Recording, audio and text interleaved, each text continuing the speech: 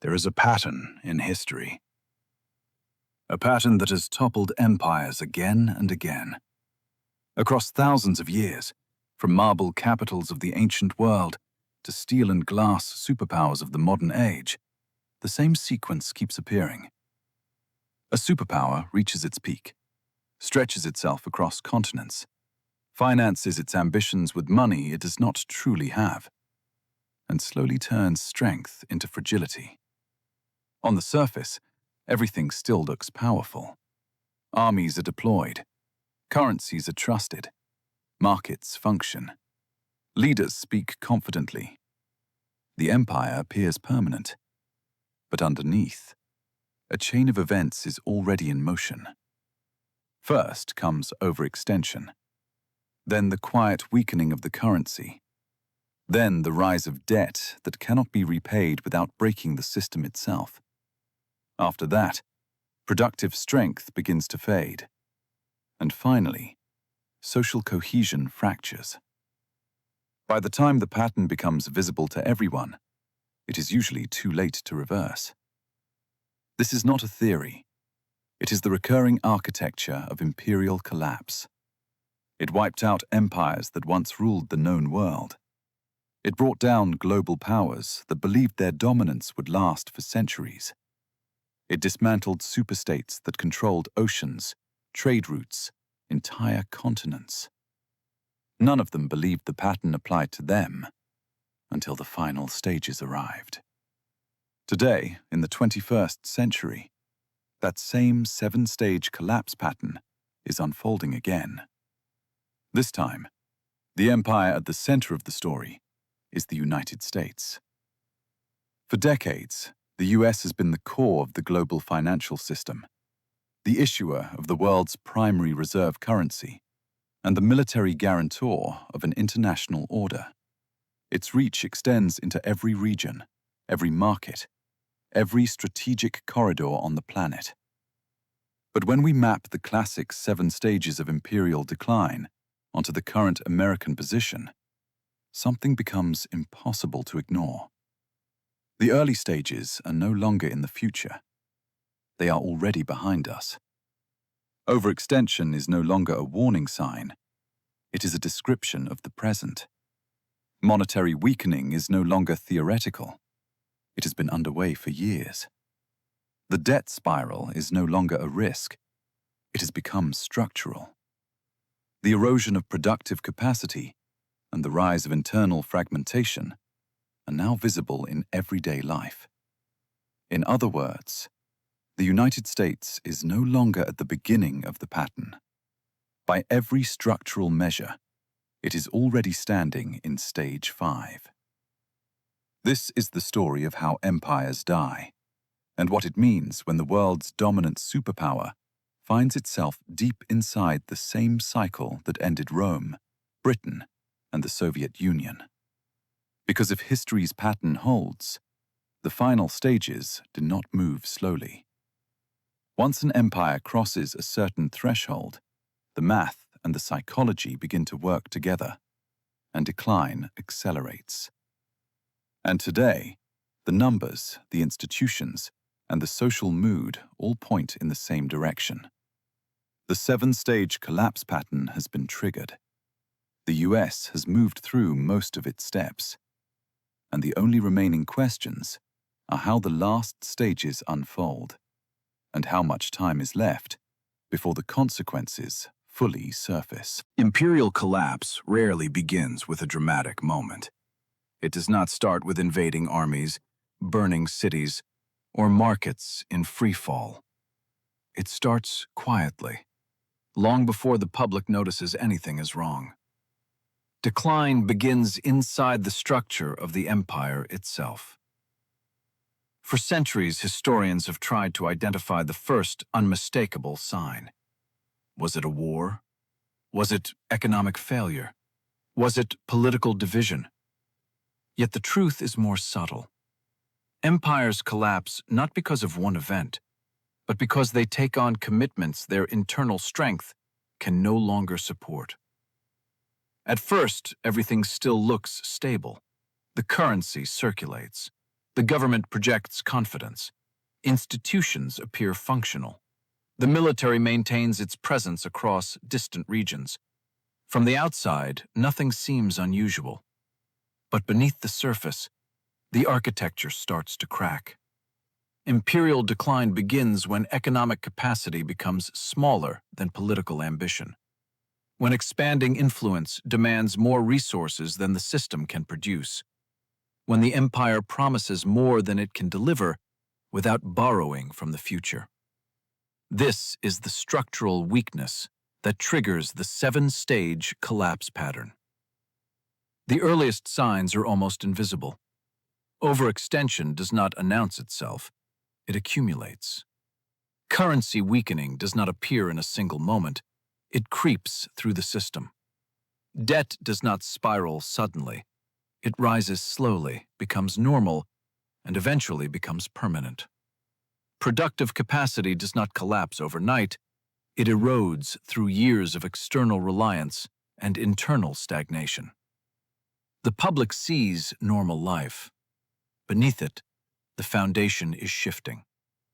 And once the internal supports begin to fail, the empire follows a predictable sequence, one repeated across centuries. First comes the expansion of obligations, then the financial shortcuts, then the debt that cannot be reversed without destabilizing everything else. The erosion of productive strength follows, and with it, the fragmentation of society. By the time the symptoms are visible, the deeper causes are already locked in. This is why imperial decline is so dangerous. Leaders rarely recognize the early stages. Every superpower believes it can outspend the consequences, outgrow the structural weaknesses, or simply command stability through influence and tradition. But no empire has ever escaped the math. Not one. When commitments exceed capacity, when the currency weakens from within, when debt becomes structural rather than temporary, the collapse pattern becomes inevitable. The only remaining question is how fast it unfolds. And to understand how this mechanism works in the present, we need to revisit the empires that walked this same path before. Their rises were extraordinary. Their declines followed the same sequence the United States is now moving through. History has documented this pattern many times, and the first case makes the structure unmistakable. The Roman Empire once stood as the most powerful force of its age, vast, wealthy, and seemingly untouchable. Its influence stretched across continents, shaping law, culture, trade, and military doctrine for centuries. At its height, Rome appeared permanent, the kind of civilization the ancient world believed would endure indefinitely. Its currency dominated commerce throughout the Mediterranean. Its legions secured borders that extended farther than any empire before it. Its cities glowed with prosperity, drawing wealth from every direction. Rome was the center of the world, and its citizens grew up believing that no power could threaten its stability. But the pattern of collapse begins at the peak, not at the bottom. Rome entered the first stage, overextension, long before decline was visible. The empire expanded faster than it could sustain, adding territories that demanded protection, infrastructure, administration, and constant military presence. Each new frontier required more soldiers, more supplies, and more political oversight. The costs multiplied, even as leaders continued pushing outward. Military campaigns stretched Rome across distant lands, draining the treasury and forcing the state to spend vast resources simply to maintain control. The empire's footprint grew faster than its economic capacity. This was the moment the pattern began, though no one living at the time recognized it. When taxes and resources could no longer keep pace with expansion, Rome entered the second stage, currency debasement. To fund its ambitions, emperors reduced the precious metal content of Roman coinage. Outwardly, the coins looked the same. Internally, their value weakened. Trust eroded slowly at first, then faster, as people realized the currency no longer represented its original strength. This financial shortcut triggered the next phase: Rome's debt spiral. Borrowing became a structural necessity. Provinces demanded resources, armies required payment, and government functions became increasingly expensive. The empire took on obligations that could only be met by future revenues that never materialized. Debt accumulated, creating long-term instability that would eventually become impossible to unwind. As finances weakened, so did Rome's productive capacity. Agriculture, once the backbone of the empire, deteriorated under the weight of constant strain. Trade patterns shifted. Local economies faltered. Imported goods replaced domestic production, and once thriving industries began to fade. Dependence on external supplies increased, hollowing out the internal engine that had once driven Roman strength. The fifth stage, social decay, arrived gradually, then accelerated. Inequality grew. Political factions fragmented the state. Trust in leadership deteriorated. Citizens withdrew from civic life. Protests, unrest, and internal conflict became more frequent. Institutions that had once unified the empire became arenas of competing interests. The confidence that held Rome together weakened until the social fabric began to tear. By the time visible collapse emerged, the deeper mechanisms were already entrenched. Rome appeared formidable on the surface, but internally it had become hollow.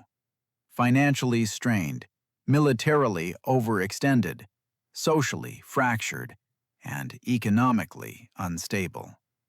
The final collapse did not come from a single catastrophic moment. It came from exhaustion. Centuries of accumulated strain pushed the empire past a point of no return. Eventually, Rome could no longer manage its commitments, its currency, or its population. External pressures exposed internal fragility, and the structure dissolved. The empire that once commanded the known world ended not because of sudden invasion, but because the system could no longer sustain itself. Rome's fall became the archetype for imperial decline, a blueprint repeated across centuries. And the pattern did not stop there. Another empire would soon follow the same trajectory, confirming the sequence again in a different era. The next case reveals how even a global superpower, at the height of industrial modernization, could not escape the 7 stages of decline. Decades passed, centuries shifted. And then, on the opposite side of the world from Rome's ruins, another global power rose to dominate the age. The British Empire entered history with confidence. An island kingdom transformed into a continental force through trade, industry, and naval supremacy. Its ships connected continents. Its markets shaped the global economy. Its cultural and political influence reached across oceans. To much of the world, it appeared unstoppable. At its height, the empire represented industrial mastery and global reach. Factories roared. Ports overflowed with goods. London became the center of international finance. The British flag marked trade routes, stretching from one horizon to the next. Its institutions projected order and prestige. Its leaders believed the empire was not merely strong, it was destiny. But the pattern that defined Rome began to reappear. First came overextension. The empire expanded far beyond the capacity of its core economy. Maintaining far-flung territories required enormous resources: military protection, administrative oversight, infrastructure, and constant diplomatic management. Each new possession added complexity and cost. The empire defended borders across multiple continents, each with its own demands, tensions, and vulnerabilities. This vast global footprint became increasingly expensive to sustain. To manage growing commitments, Britain eventually faced the second familiar pressure: monetary strain. The financial system, once robust, began absorbing the costs of wars, colonial administration, and global overstretch. Confidence remained in public speeches, but underneath, the currency faced pressures that reflected the true cost of empire. Debt followed, repeating the third stage of the pattern. Borrowing accelerated, not as a temporary measure, but as a structural feature of maintaining dominance. Financial obligations grew, and the empire relied more heavily on the revenues of tomorrow to pay for the burdens of today. The system became dependent on credit to keep its commitments intact. As resources stretched thinner, Britain faced a gradual weakening of productive capacity. Modern rivals emerged with their own industries and technologies. Manufacturing advantages eroded. Competition intensified. Once the world's workshop, the empire increasingly relied on imports and complex supply chains, but exposed its vulnerabilities. The balance that once favored British production shifted, revealing the strain beneath the surface. Then came the fifth stage: internal decay. Social tensions deepened. Political divisions widened. Movements for independence gained momentum across colonies. Public confidence weakened. The unity that once held the empire together no longer aligned with its growing burdens. Inside the British Isles, economic pressures and political fatigue shaped a new national mood, one that no longer saw endless expansion as sustainable. By the time the empire's decline became visible, the structural forces were already irreversible. It did not collapse instantly. It receded. Territories sought independence. Financial strains forced retrenchment. Influence contracted. The global architecture that Britain once managed slipped out of its control. Eventually, the empire that once spanned the world dissolved into a collection of independent nations. Its fall was not sudden, but inevitable. A long unwinding, triggered by the same mechanisms that had once brought down Rome. And still, the pattern did not end there. Another superpower entered the stage in the 20th century, armed with ideology, industrial capacity, and global ambition. It rose rapidly, believed itself unbreakable, and followed the same stages with remarkable precision. Its end came far faster than anyone expected.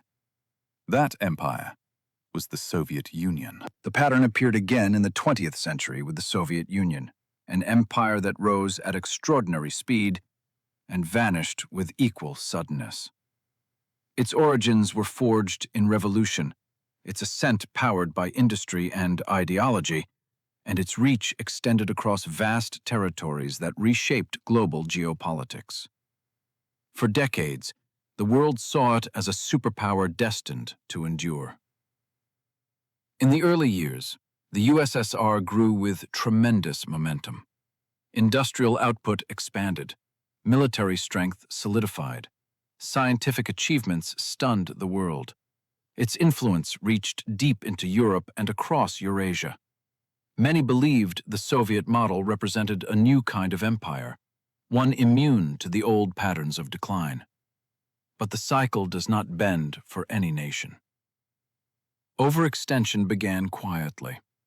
The Soviet Union took on responsibilities across numerous regions, supporting allied states, funding foreign movements, and sustaining a military presence that consumed enormous resources. Each commitment added new weight to a system already stretched thin. The costs multiplied faster than the economic base could sustain. Monetary weakness followed. Instead of devaluing a currency in the traditional sense, the internal financial structure strained under misallocation, inefficiency, and the inability to generate genuine economic growth. Resources were diverted into strategic competition rather than internal resilience. The foundations of the system weakened, even while outward projections of strength remained. Debt pressures emerged in a different form, but with the same effect. The Soviet economy depended on internal borrowing mechanisms, state obligations, and long-term promises that productivity could no longer fulfill. As the gap between output and commitment widened, the system became increasingly fragile. Then came the erosion of productive capacity. Key industries stagnated, innovation slowed, agriculture faltered, shortages became common.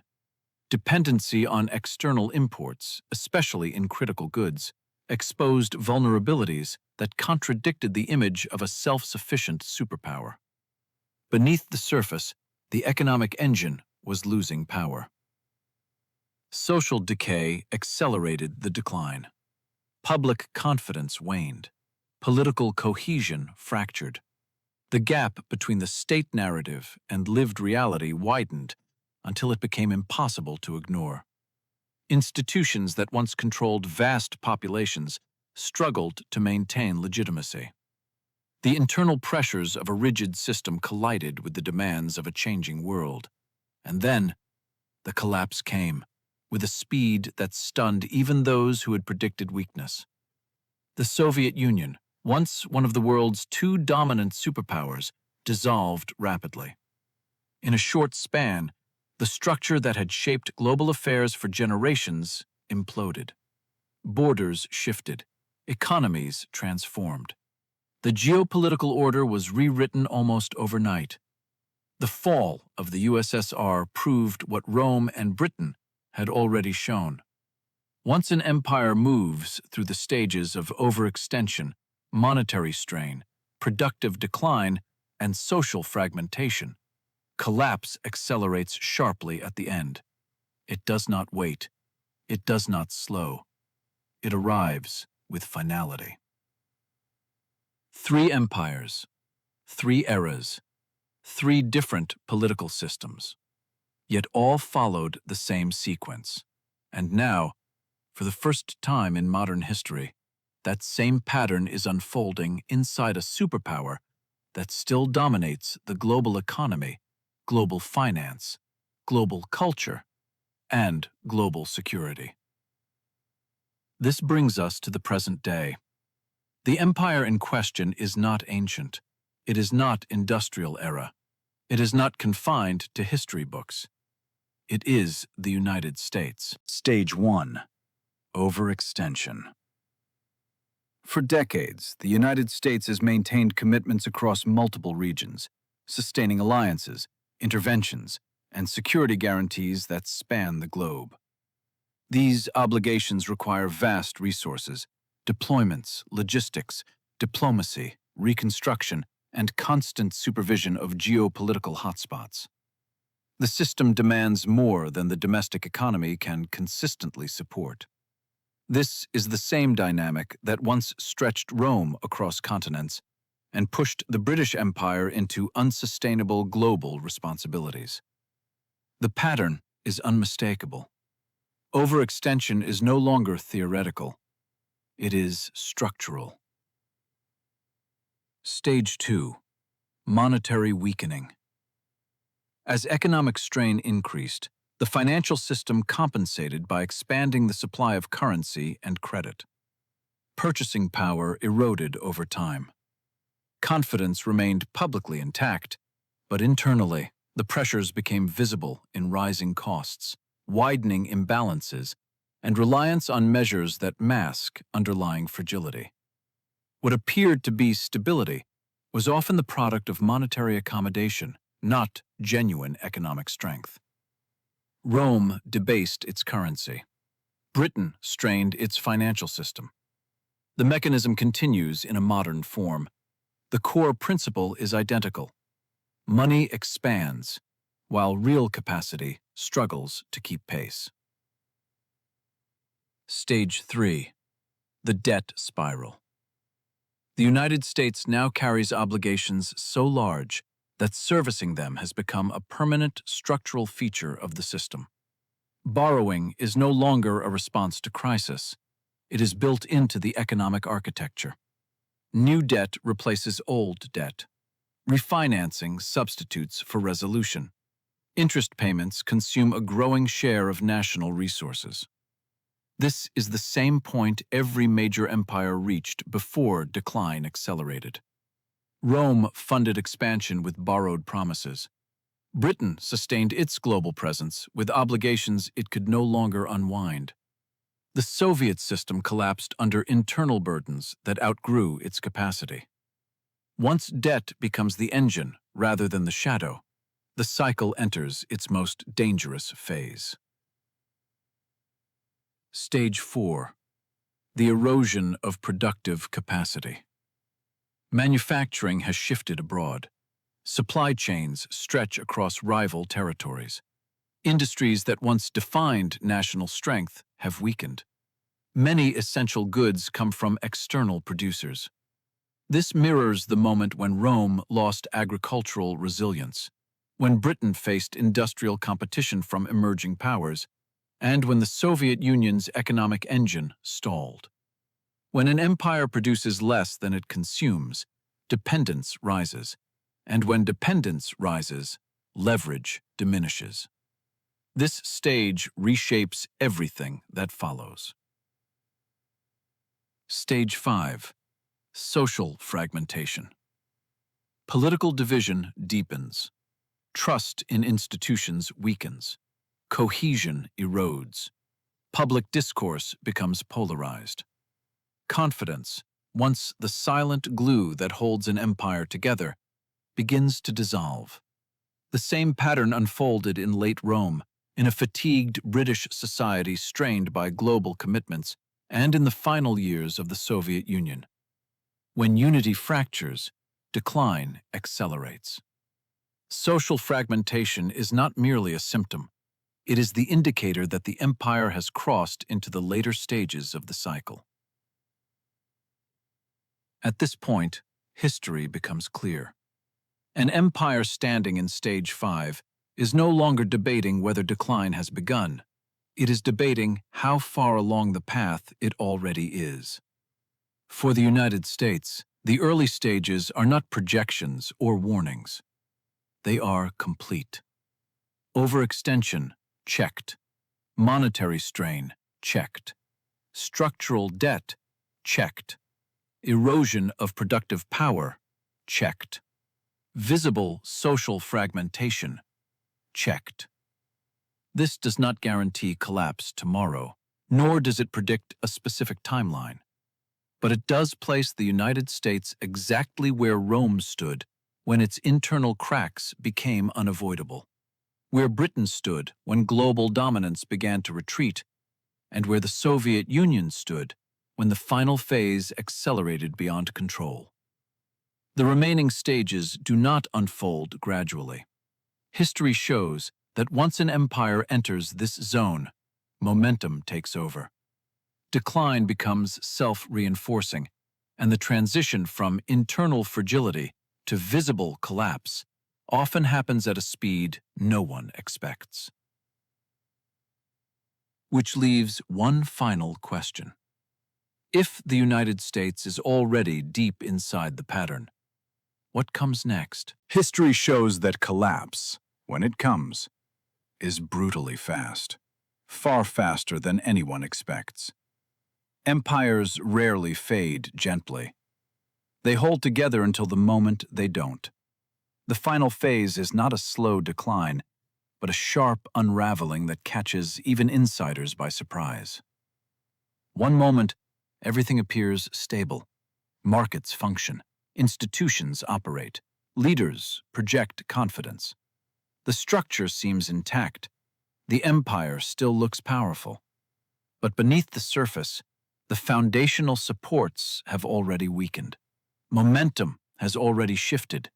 The trajectory is already locked in. Then, the final trigger arrives.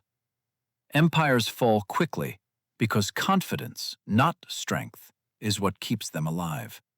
And confidence evaporates instantly. Once the public, the markets, or the international system loses belief in an empire's stability, the decline accelerates into freefall. This psychological shift is the same mechanism that ended Rome's dominance, pushed the British Empire into rapid retreat, and caused the Soviet Union to disintegrate almost overnight. Collapse is sudden because the last stages of the pattern converge into a single breaking point. Overextension drains resources. Monetary weakening erodes trust. Debt locks the system into obligations it cannot escape. Productive decline shrinks the real engine of recovery. Social fragmentation removes the unity needed to endure a crisis. When these forces align, the system becomes fragile, far more fragile than it appears from the outside. At that moment, all it takes is a spark. History is filled with these final sparks. A financial shock, a political miscalculation, a geopolitical event, a crisis of confidence that spreads faster than institutions can contain. In hindsight, the trigger seems obvious, but at the time, it feels like just another challenge until the structure fails. The mathematics of collapse is unforgiving. No empire has ever survived completing these stages. Once the pattern matures, there has only been one outcome. The numbers change, the societies differ, the cultures vary, but the structural arc remains constant. The timing, however, is the part no historian can predict. Some empires linger for a decade after entering the final phase. Some collapse within a handful of years. Some fall so quickly that the world barely has time to process what happened. The timeline is uncertain. The direction is not. And this is where the modern world now stands. The United States has passed through the critical stages that historically mark the point of no return. Overextension is entrenched. Monetary pressure is ongoing. Debt has become structural. Productive erosion is visible. Social cohesion is fracturing. The pattern is no longer forming. It is already active. The question is no longer whether the United States is in the sequence. The question is how close it is to the spark. Because once belief breaks, once trust dissolves, the final chapters write themselves.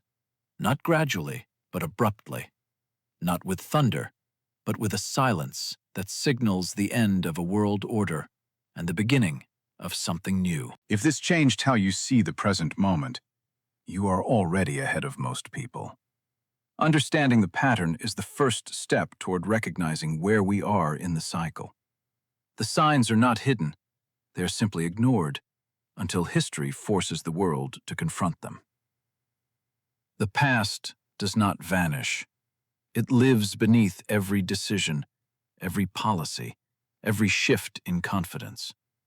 The same forces that shaped ancient empires now shape the modern world, only with different tools and different names. The arc remains the same. Subscribe so you don't miss the next chapter of this unfolding pattern.